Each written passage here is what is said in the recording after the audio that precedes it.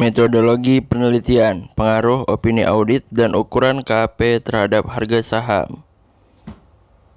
Perkenalkan, saya Muhammad Fikri Raharjo dengan NIM 1710112239. Metode penelitian akuntansi. Nah, yang pertama itu kita akan membahas judul penelitian, kemudian latar belakang masalah, terus rumusan masalah. Setelah itu, tujuan penelitian, dan yang terakhir, manfaat penelitian. Judul penelitian. Judul penelitian yang saya ambil yaitu adalah pengaruh opini audit dan ukuran KAP terhadap harga saham yang ada di Bursa Efek Indonesia. Latar belakang penelitian. Fenomena, banyaknya masyarakat beranggapan bahwasannya harga saham dipengaruhi oleh hasil opini audit yang dikeluarkan oleh auditor. Mereka beranggapan bahwasannya penilaian auditor dapat memberikan informasi mengenai perusahaan secara lebih independensi. Oleh karena itu, investor sangat memperhatikan saham perusahaan yang akan dibelinya dengan melihat opini audit yang dikeluarkan oleh KAP. Seperti itu. Kemudian, ukuran auditor pun dianggap faktor penting dalam penilaian perusahaan, karena banyak dari stakeholder dan juga shareholder yang beranggapan bahwasannya semakin kecil ukuran KAP, maka semakin kecil pula informasi diberikan ke publik.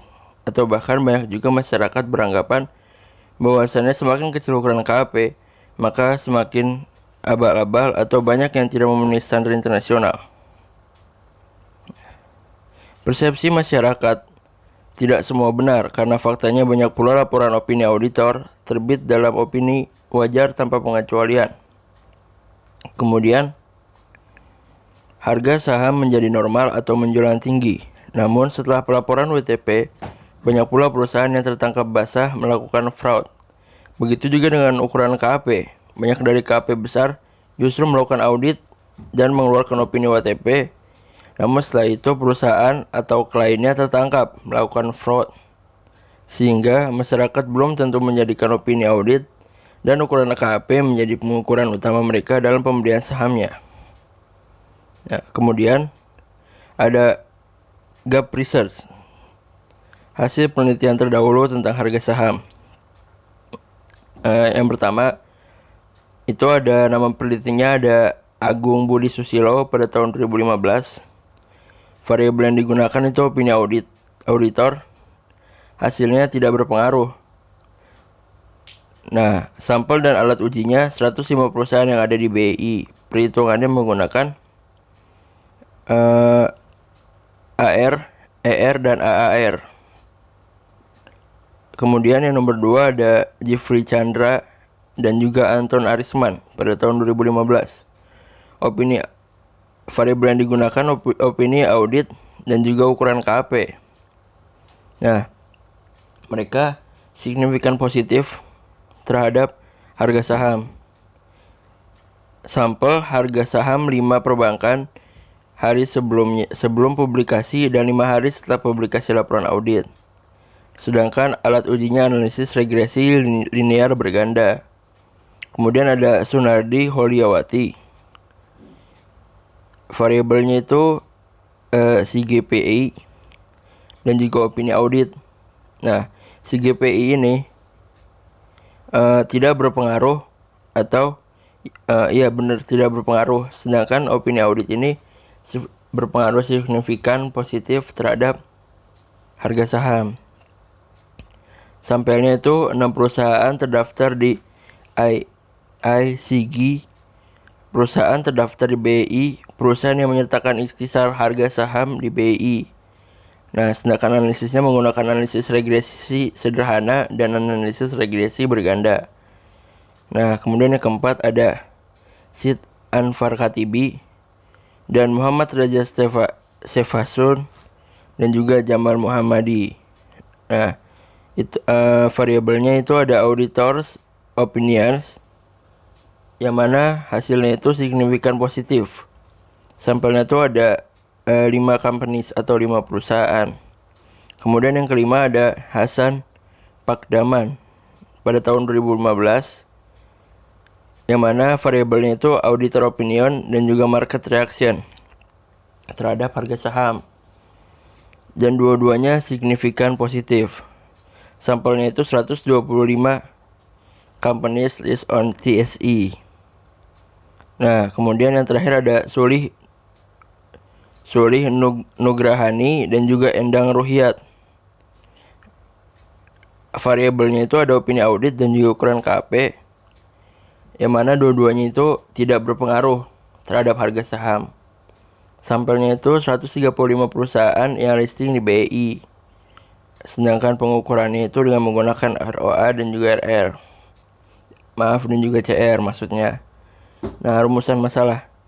Berdasarkan rumusan yang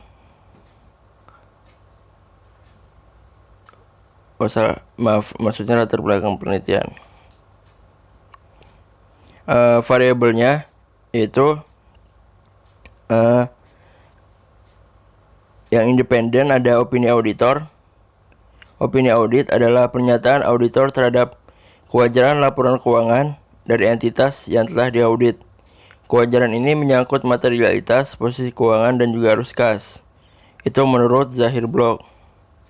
Kemudian ada juga pengukuran variabel dummy, dan juga skala dan satuan data, skala ordinal yang menjadi dasar, skala Likert.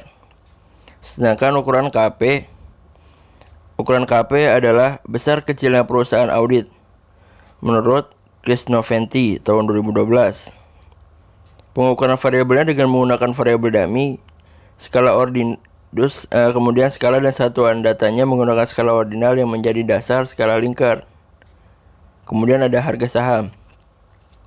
Harga saham adalah sebesar nilai sekarang atau present value dari aluran kas yang diharapkan akan tertentu akan bergantung pada arus kas yang diharapkan diterima di masa oleh investor jika investor membeli saham. Itu menurut Sartono pada tahun 2010. Sedangkan pengukuran itu dengan menggunakan actual return, expected return, abnormal return, dan juga average abnormal return. Sedangkan datanya data sekunder dengan jenis waktu dan juga data panel. Seperti itu. Kemudian rumusan masalah. Rumusan masalahnya itu harga saham di BI. Apakah opini audit berpengaruh terhadap harga saham? Dan juga apakah ukuran KP berpengaruh terhadap harga saham? Nah, tujuan penelitian. Tujuan penelitiannya ini yang pertama itu untuk mengetahui apakah opini audit berpengaruh terhadap harga saham, dan juga untuk mengetahui apakah ukuran KP berpengaruh terhadap harga saham. Nah, kemudian manfaat penelitian bagi akademisi. Penelitian ini diharapkan dapat menambahkan wawasan dan kemampuan berpikir mengenai penerapan teori yang ada pada bangku pendidikan.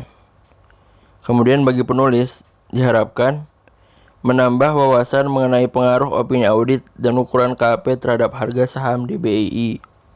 Kemudian bagi peneliti selanjutnya, diharapkan penelitian ini dapat menjadikan rujukan. Terima kasih banyak telah menonton.